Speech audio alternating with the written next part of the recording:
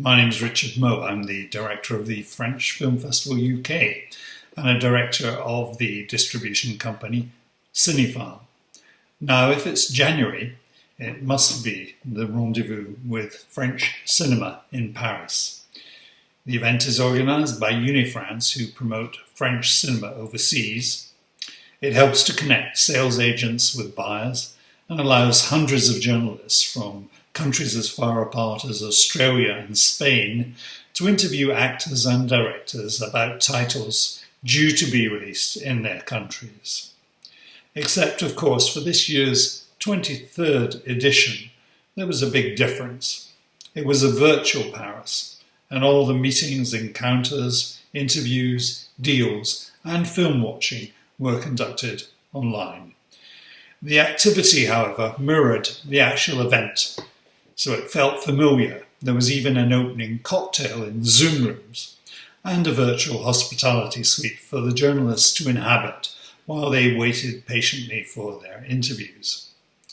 I had the chance to hook up with Susan Landon for her very first film, Spring Blossoms, which closes next month's Glasgow Film Festival.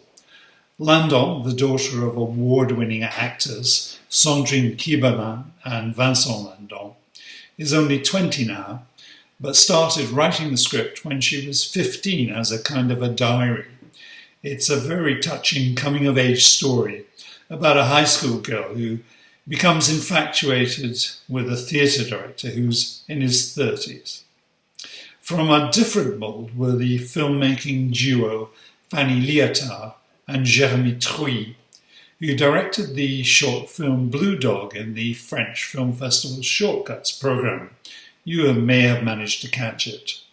Their debut feature, Gagarine, which is also part of the Glasgow Film Festival, unfurls on a housing estate on the outskirts of Paris.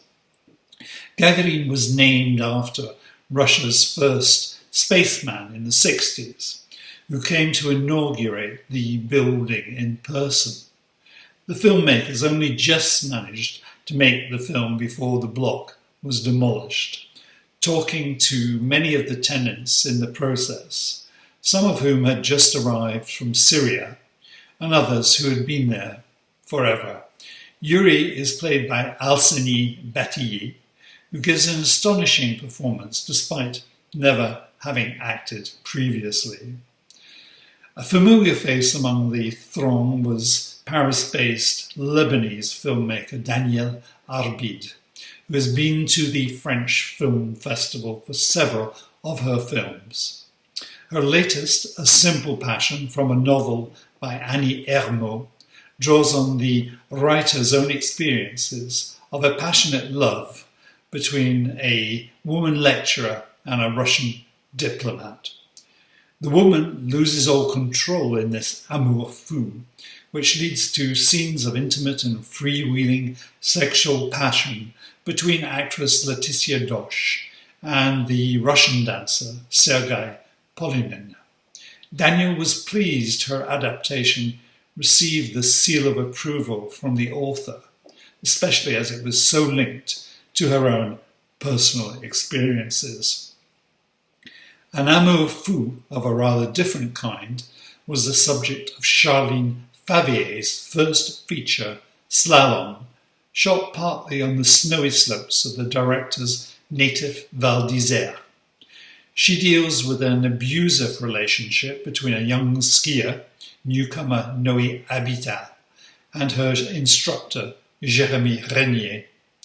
Favier hopes the film sheds some light on a taboo subject. Another filmmaker that I met was Philippe Lacote from the Ivory Coast, who combines the storytelling traditions of West Africa in Night of the Kings, which will represent his country in the Oscars.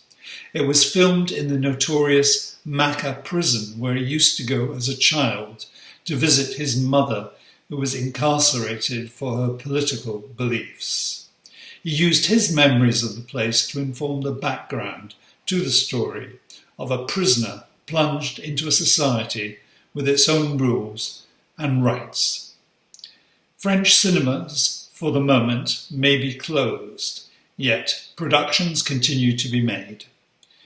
The one constant in the selection of French cinema on view this January in Paris was its continued health and wealth of diversity, which remains undimmed. Vive le cinéma!